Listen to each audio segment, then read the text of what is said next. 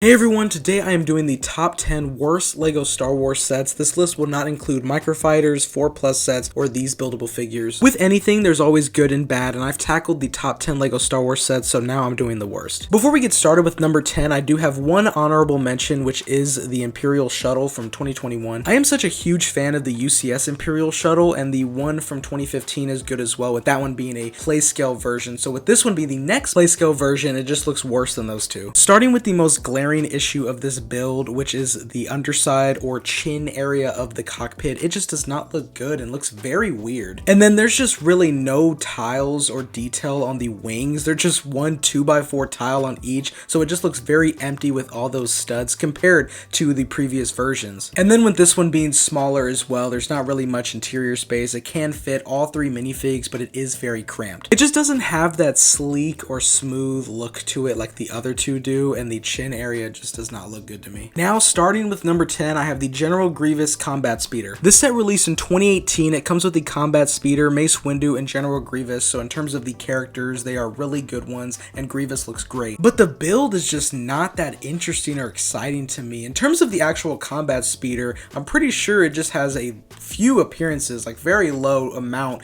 in Star Wars The Clone Wars, so there were definitely better vehicles to get for a set. To come with, two of these great characters. It's just a bland and uninteresting speeder build. It's the characters that are the highlight of this set. There are many Separatist vehicles that could have served as the build for this set. Moving on to number 9, I have the Jedi and Clone Troopers Battle Pack. This battle pack comes with 2 regular Phase 1 Clone Troopers and then Ki-Adi-Mundi and Barriss Offee. Now, battle packs majority, if not all the time, are intended to be army builders, so you're gonna be buying more than one. So it can be a problem when a battle pack includes one or more named characters. As you buy more, you're getting the same character when you only just need one of those. With this battle pack, you're not going to be wanting 5 Ki-Adi-Mundis. You're going to be wanting more of those Phase 1 Clone Troopers. I'm not completely against named characters in battle packs. I think there are ones that work, like the Bounty Hunter battle pack, with all 4 of those being named characters, and I feel like that's fine because you really do just need one of those. But in this case, you're getting 2 of those Clone Troopers, which you probably want more than 2 of, but you're also going to be getting 2 Jedi each time. So it's not that great of a minifigure selection for a battle pack, and what makes it a little bit worse as well is the build in this set does not look good at all.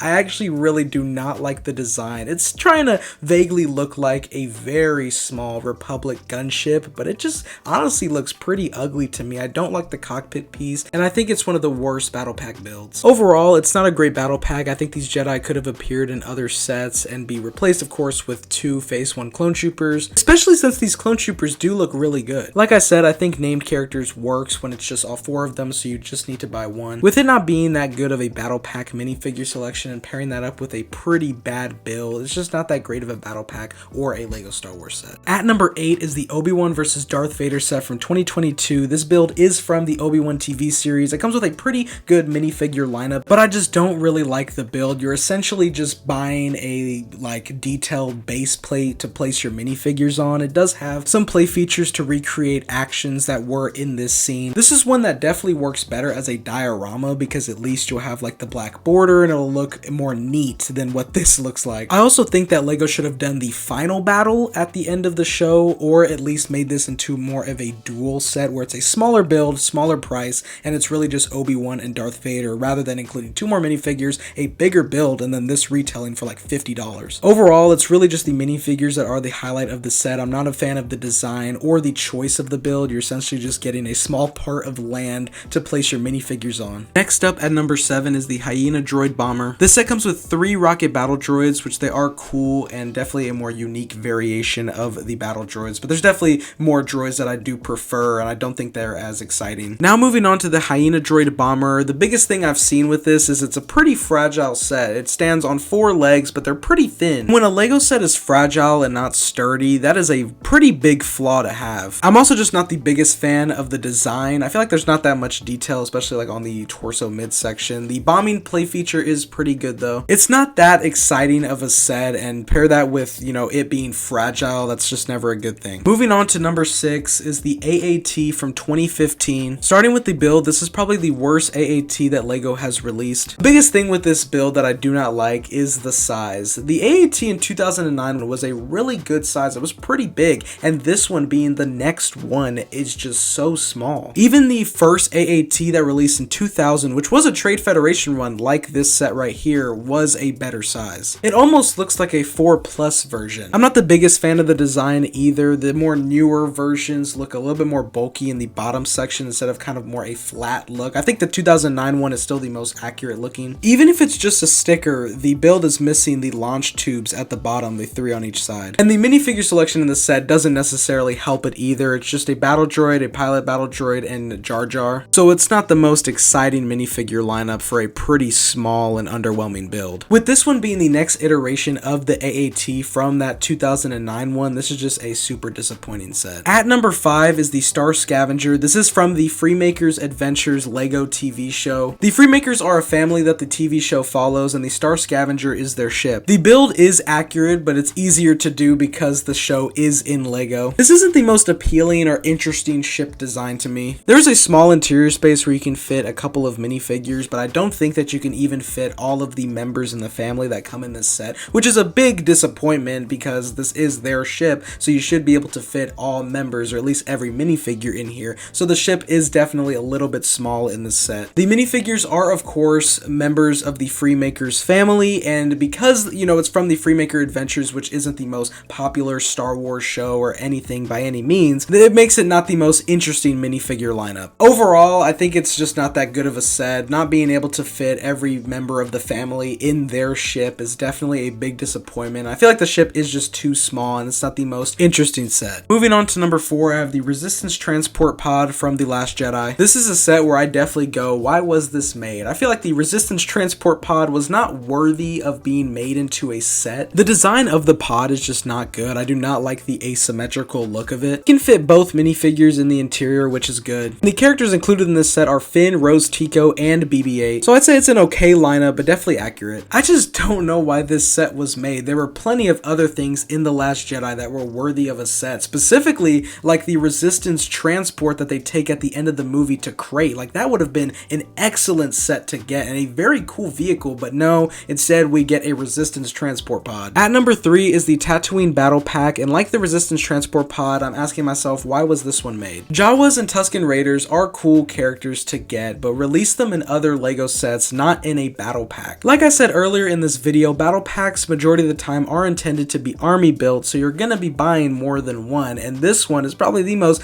uninteresting battle pack because you're gonna be building an army of Jawas and Tusken Raiders. Oh, and one astromech droid, so that definitely does make it worse as well. I also feel like these aren't the most interesting characters to be placed in a more affordable set and easier to get. You know, these would work better in a Sandcrawler, for example, and because that's more relevant. Which the build in this set is depicting a more very small version, heavily inspired by a Sandcrawler with a play feature that can carry an astromech droid, so it's not the most interesting build. As far as battle pack builds go, it doesn't look that bad, but it's also not the most interesting. Like I said, I just don't really know why this one was made. It's just not that good of a set, and it's probably the most uninteresting battle pack. Next up at number 2 is the Knights of Ren Transport. Starting with the main big thing that I do not like about this set, which is the size. It is a pretty small build because this is a transport for the Knights of Ren, but there is zero interior space. Really, you can only fit 2 Knights of Ren on top of the transport, almost like they're looking out like on a tank, but this is a ship, so it doesn't really make any sense. Also, this being the Knights of Ren transport, I would have liked at least majority, if not all, of the Knights of Ren to be included in this. I know that the rest were included in the Kylo Ren shuttle, but that's not the biggest thing. I just would have liked all members to be included, but it's really just the build that is just the most disappointing and underwhelming. Like, how are you going to have a transport and you can't even fit the members that you're supposed to be transporting? So overall, the build is just too small, and it has a more tank looking design than the actual ship, especially with the way that it's displayed on the box. And at number 1, the worst Lego Star Wars set is the First Order AT-ST, which is from The Last Jedi. Now, in terms of the actual concept of the set, it is very accurate because in the movie,